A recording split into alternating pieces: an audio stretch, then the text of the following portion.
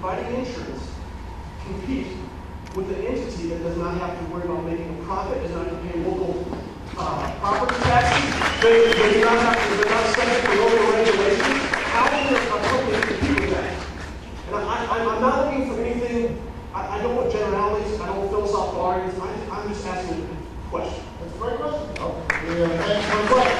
Now, I just want to point out that I partially answered the question earlier by explaining that certainly they can't compete if the taxpayer is standing behind the public option, just shoveling more money, right? That's certainly not fair. So I've already said I would not be in favor of a public option of that sort because that would just be more expenses out of our pockets and we wouldn't be seeing much improvement in quality.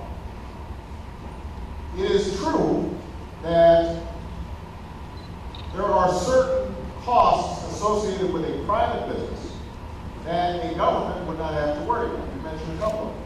You know, it's not just, by the way, property taxes, it's also things like just the cost of capital.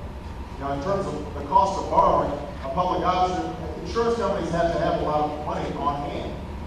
And it's conceivable that a private entity that's having to pay a certain interest rate for their money would be really undermined if the government is able to get money much cheaper implicitly because Uncle Sam backs this operation. So that's why I say this is actually a legitimate debate. I think that we can craft a system in which you've got a public option that has to operate independently, not subsidized by taxpayers.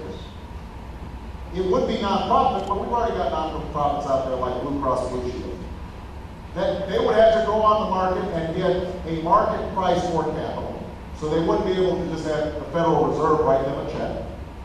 I think there are ways that we can address those competitive issues. And you're absolutely right, if they're not entirely addressed, then that raises a set of legitimate problems.